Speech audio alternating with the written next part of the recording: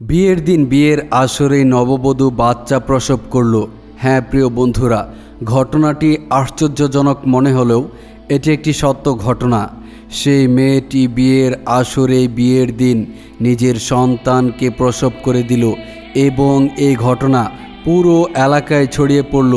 সেই সাথে এই ঘটনার কারণে পুরো এলাকায় একটা আলোড়ন তৈরি হয়ে গেল। সকলেই এই ঘটনা নিয়ে সমালোচনা করতে লাগলো এবং তাদের বাড়িতে এসে ভিড় জমালো। তারপর সেই মেয়ে এবং মেয়ের বাবার সাথে এমন ঘটনা ঘটেছিল যা শুনলে আপনারা চমকে যাবেন। প্রিয় বন্ধুরা, কেন সেই মেয়েটির সাথে এমন হয়েছিল, কি ছিল তার কারণ? মেয়েটি কি তবে পাপ কাজ করেছিল, নাকি সেই মেয়েটি নেককার ছিল? আর কেনই বা তার সাথে এমন হলো? আর বিয়ের দিন এই ঘটনা ছড়িয়ে পড়ার পর মানুষজন তাদেরকে কি বলেছিল, এই সবই জানাবো আজকের এই ভিডিওটিতে। আর একটা মজার ব্যাপার হচ্ছে, এই ভিডিওতে সকলের জন্যই রয়েছে খুবই গুরুত্বপূর্ণ শিক্ষা। তাই সেই শিক্ষা অর্জন করতে আমাদের আজকের এই চমৎকার ভিডিওটি না টেনে শুরু থেকে শেষ পর্যন্ত দেখতে থাকুন। আশা করি এই ভিডিও থেকে অনেক কিছু জানতে এবং শিখতে পারবেন।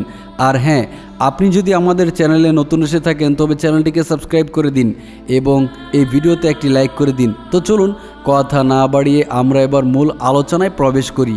প্রিয় বন্ধুরা, পৃথিবীতে নানা সময় নানা জায়গায় নানা ধরনের এমন আজব সব ঘটনা ঘটে থাকে যেগুলো হয়তো আমাদের চোখের আড়ালেই থেকে যায়।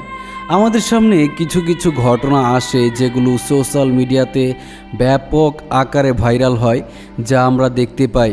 কিন্তু ভাইরালের দুনিয়ার অগোচরে এর আড়ালেও এমন কিছু নিউজ থাকে, এমন কিছু ঘটনা থাকে যেগুলো সোশ্যাল মিডিয়াতে আসে না এবং এগুলো আমাদের নজরে না আসার কারণে এগুলো সম্পর্কে আমরা জানিও না।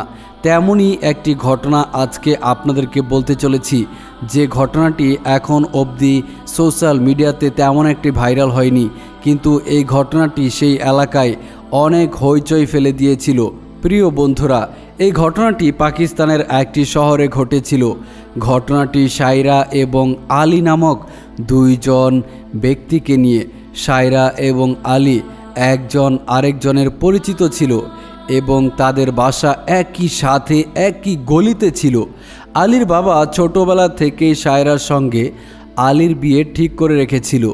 দুই পরিবারের মধ্যে এটা ঠিক হয়ে গিয়েছিল যে তাদের পড়াশোনা শেষ হয়ে যাওয়ার সাথে সাথেই তাদেরকে বিয়ে দেওয়া হবে। আর এটা তারা ছোটবেলা থেকেই জানতো। আর এজন্য ছোটবেলা থেকেই তারা একজন আরেকজনকে অনেক ভালোবাসত। দেখতে দেখতে তারা দুজন বড় হয়ে গেল আর তারা দিন গুনতে থাকলো কবে তাদের পড়াশোনা শেষ হবে আর কখন সেই সময় আসবে যখন তারা একসাথে মিলিত হয়ে জীবন কাটাবে, বিয়ের বন্ধনে আবদ্ধ হবে। আলী খুবই ভালোভাবে পড়াশোনা শেষ করলো এবং খুব ভালো একটা জায়গায় তার চাকরি হয়ে গেল। আর সেদিকে তখন সায়রা ইংলিশের উপর মাস্টার্স করছিল, সেটা তার লাস্ট ইয়ার ছিল। বন্ধুরা, এটা বেশ কিছুদিন আগের ঘটনা। তার বাড়ির লোকেরা ভাবলো এখন যেহেতু আলীর চাকরি হয়ে গিয়েছে, আমরা আলী এবং সায়রার বিয়ে দিচ্ছি না কেন। এরপর তারা উভয় পরিবার একসাথে বসলো এবং একসাথে কথাবার্তা বলে তারা বিয়ে দিয়ে দেওয়ার সিদ্ধান্ত নিল। আর তারা বিয়ের দিন তারিখ ঠিক করার জন্য মনস্থ করলো এবং এই পরিবার এবং ওই পরিবার মিলে বিয়ের দিন তারিখ ঠিক করলো এবং তারা বিয়ের জন্য সকল আয়োজনও ঠিক করে ফেললো। কিন্তু হঠাৎই সারা বিশ্বে মহামারী দেখা দিল। প্রিয় বন্ধুরা, এটা হচ্ছে সেই সময়কার ঘটনা যখন পুরো পৃথিবীতে লকডাউন পড়ে গিয়েছিল, অর্থাৎ করোনা ভাইরাস যখন আক্রমণ করেছিল তখনকার ঘটনা হচ্ছে এটা। কিন্তু আলী চাচ্ছিল এরই মধ্যে বিয়েটা করে ফেলতে, কিন্তু পরিবারের লোকজন চাচ্ছিল ধুমধাম করে বিয়ের আয়োজন করতে, যেখানে দুই পরিবারের সকল লোকজন তো থাকবেই, সকল আত্মীয় স্বজনরাও থাকবে।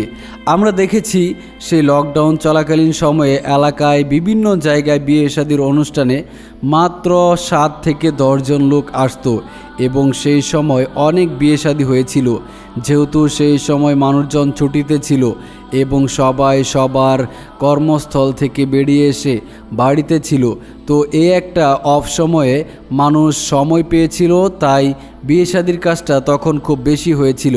কিন্তু আলীর বিয়েতে চাচ্ছিল তার পরিবারের লোকজন একটু ধুমধাম করতে, যাতে করে তাদের মনের ইচ্ছা পূর্ণ হয়, সকল আত্মীয় স্বজনদেরকে নিয়ে সুন্দরভাবে করতে। কিন্তু চাইলেই তো আর হবে না, তখন তো ছিল লকডাউনের সময়, এক এলাকা থেকে অন্য এলাকায় প্রবেশ নিষেধ, এক শহর থেকে অন্য শহরে প্রবেশ নিষেধ। এমত অবস্থায় এরকম ধুমধাম করে একটি আয়োজন করলে, প্রচুর লোকের সমাগম করলে তাদেরকে তো পুলিশে ধরে নিয়ে যাবে, তাই তারা কি করবে বুঝে উঠতে পারছিল না।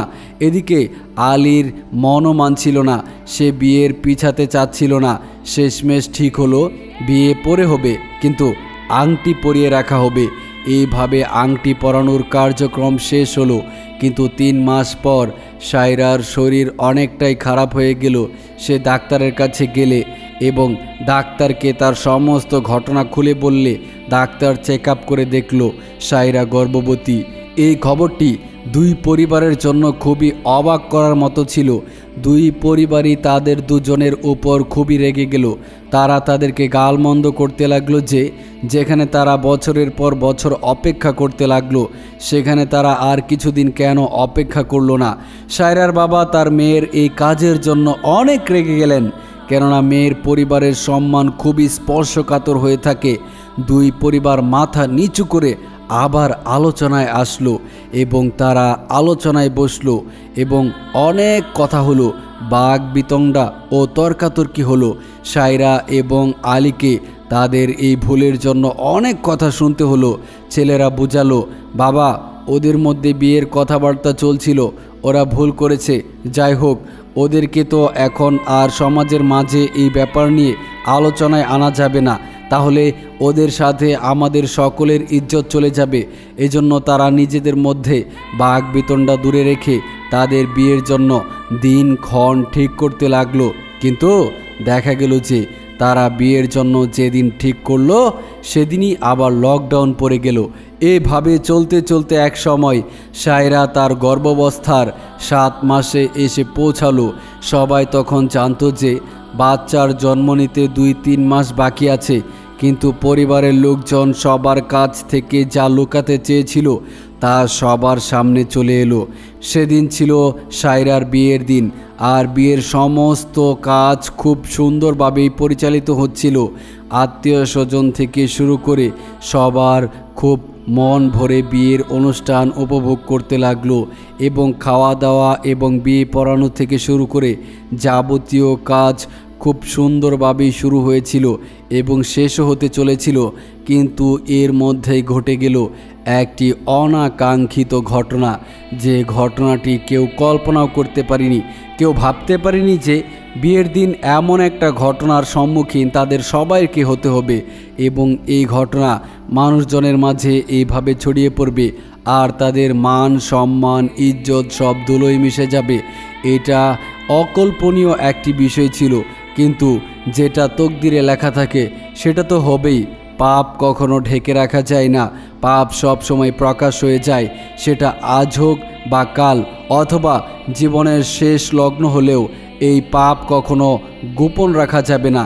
অনেক সময় মানুষের মৃত্যুর পর সেই মৃত ব্যক্তির পাপ তার লাশের মধ্যে ভেসে ওঠে। তার লাশের সাথে এমন কিছু ঘটনা ঘটে যায় যেটা দেখে মানুষজন বুঝতে পারে যে এই লোকটি অবশ্যই বদকার ছিল। বাই দ্য ওয়ে প্রিয় বন্ধুরা, বিদায়ের সময় সায়রার ব্যথা অনুভব হলো। এই মুহূর্তে ছবিটা আপনি স্ক্রিনে দেখতে পাবেন, যা ওই সময় কারো মোবাইলের ক্যামেরাতে রেকর্ড করা হয়েছিল। সায়রাকে কনের সাজে হসপিটালে নিয়ে যাওয়া হয়েছিল। সেখানে থাকা মহিলা ডাক্তারও কনের সাজে থাকা সায়রাকে দেখে অনেক অবাক হয়ে গিয়েছিল। তার চোখগুলো ছানা বড়া হয়ে গিয়েছিল যে একজন মহিলা তার বিয়ের দিন সন্তান জন্ম দিচ্ছে। বাচ্চার জীবনের ঝুঁকির কথা চিন্তা করে চটজলদি সায়রার অপারেশন করানো হয়। ভাগ্য বলো যে সায়রা একটি সুস্থ ছেলে সন্তান জন্ম দেয়। ভাগ্যের লীলা খেলায় সায়রা এবং আলীর বিয়ের দিন তাদের ঘরে ছেলে সন্তানের জন্ম হয়। এতে দুই পরিবারের মানসিক খুশি ছিল, কিন্তু মান সম্মান হারানোর সুখও তাদের মনে ছিল। তারা সমাজের সামনে ধুমধাম করে বিয়ে করতে গিয়ে তাদের মান সম্মানের জলাঞ্জলি দিল। তখন তাদের আফসোস হলো, কেন তারা তাদের আগেই বিয়ে দিয়ে দেয়নি, এতদিন কেন তারা অপেক্ষা করেছিল। কিন্তু হবে তো সেটাই যেটা তারা করে রেখেছে। যে পাপ তারা করেছে সেই পাপ তো একদিন প্রকাশই হয়ে যাবে। বাচ্চাটাকে ঘরে নিয়ে আসার পর দিন তাদের বৌভাতের আয়োজন করা হয়। প্রিয় বন্ধুরা, এই হয়তো পৃথিবীর প্রথম সন্তান হবে যে কিনা তার বাবা মায়ের বৌভাতে উপস্থিত ছিল, তাদের বিয়ের দিন জন্ম নিয়েছিল। প্রিয় বন্ধুরা, পৃথিবীতে এমন অবিশ্বাস্য ঘটনায় ভরপুর। কোথাও কষ্টের অবিশ্বাস্য কাহিনী রয়েছে, তো কোথাও সুখের। কোনোটা প্রকাশ্য এসেছে, তো কোনোটা গোপনই রয়ে গিয়েছে। বন্ধুরা, এটা মাথায় রাখবেন যে যা কিছু হচ্ছে এবং ভবিষ্যতে যা কিছু হবে সব কিছু মহান আল্লাহ তাআলার ইচ্ছায় হয়। একটা কথা মনে রাখবেন, একটি গাছের পাতাও কিন্তু আল্লাহ তাআলার হুকুম ছাড়া চলে না। আর আল্লাহ তাআলা যদি কোনো ব্যক্তিকে সম্মান দান করেন, তাকে পৃথিবীর কোনো ব্যক্তি বেয়াজ্জতি করতে পারবে না। আর আল্লাহ তাআলা যদি কারো সম্মান ছিনিয়ে নেন, কারো ধন সম্পদ ছিনিয়ে নেন, তাহলে পৃথিবীর কোনো ব্যক্তি তাকে আল্লাহ তাআলার আযাব থেকে রক্ষাও করতে পারবে না। তাই তাদের সাথে ঠিক তেমনটাই ঘটেছিল। আলী এবং সায়রা যে পাপ কাজে লিপ্ত হয়েছিল, আর এটা আল্লাহ তাআলার একদমই ভালো লাগেনি। তারা যতই গোপন করার চেষ্টা করুক না কেন, আল্লাহ তাআলা এই পাপ পুরো সমাজের মানুষের সামনে প্রকাশ করে দিয়েছিল, যাতে করে তারা আর বুক ফুলিয়ে কথা না বলতে পারে। লকডাউনের সময় মানুষ যেখানে আল্লাহ তাআলাকে ডাকছিল, সবাই যখন দোয়া পড়তেছিল যে কিভাবে তারা এই মহামারী থেকে রক্ষা পেতে পারে, এমন সময় বিভিন্ন মানুষ বিয়ের কাজে নিজেকে যখন আবদ্ধ করেছিল, বিয়ের কাজে যখন নিজেদেরকে জড়াতে চাচ্ছিল, তখন সবাই এটা চেষ্টা করত যে মাত্র ৫-৭ জন অথবা ১০ জন লোক মিলে বিয়ের কার্যটা কিভাবে কমপ্লিট করা যায়।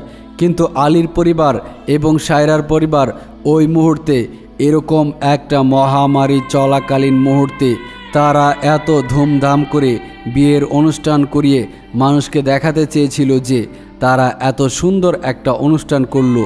কিন্তু এই লৌকিকতা জিনিসটা একদমই ভালো না, যার কারণে আল্লাহ তাআলা এটাও সহ্য করতে পারেনি।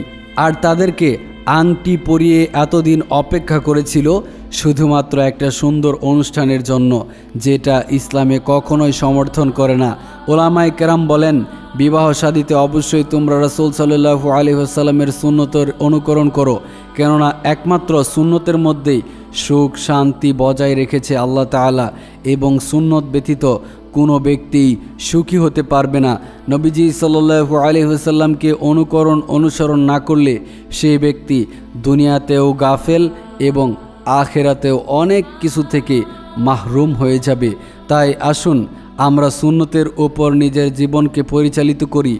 আর নিজের আমলনামায় পাপ থাকলে অবশ্যই আমরা তাওবা করে আল্লাহ তাআলার কাছে ক্ষমা চাই। সেই সাথে সমস্ত প্রকার পাপ কাজ থেকে নিজেকে বিরত রাখি। প্রিয় বন্ধুরা, আজকের এই ঘটনাটি পাকিস্তানের একটি ঘটনা। পাকিস্তানের একটি শহরে এই ঘটনাটি ঘটে গিয়েছিল। ঘটনাটি আপনাদের কাছে কেমন লেগেছে? আপনি কি আপনার জীবনে কখনো এরকম অদ্ভুত রকমের ঘটনা শুনেছিলেন?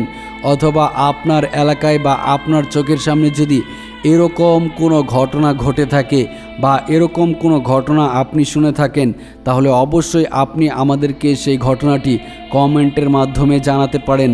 আর এই ঘটনাটি যদি আপনি জীবনের প্রথম দেখে থাকেন, তাহলে সেটাও আপনি কমেন্ট বক্সে জানাবেন। আর আমরা আল্লাহ তাআলার কাছে দোয়া করি, আল্লাহ তাআলা যেন আমাদেরকে সব সময় তিনার রহমতের ছায়াতলে রাখে। সেই সাথে আল্লাহ তাআলা যেন আমাদেরকে গুনার কাজ থেকে নিজেকে হেফাজত করার তৌফিক দান করেন। সকলেই কমেন্ট বক্সে লিখুন আমিন। প্রিয় বন্ধুরা, সকলেই কমেন্ট বক্সে লিখুন আমিন। প্রিয় বন্ধুরা আমার, আজ তবে এ পর্যন্তই। আমাদের আজকের এই ভিডিওটি আপনাদের কাছে কেমন লেগেছে তা অবশ্যই কমেন্ট করে জানাবেন। ভিডিওটি ভালো লাগলে অবশ্যই ভিডিওতে একটি লাইক করে দিবেন। সেই সাথে আরও ইসলামিক ভিডিও পেতে আমাদের এই চ্যানেলটিকে সাবস্ক্রাইব করে পাশে থাকা বেল আইকনটি প্রেস করে দিন। ভালো থাকবেন। আসসালামু আলাইকুম ওয়া রাহমাতুল্লাহি ওয়া বারাকাতুহু।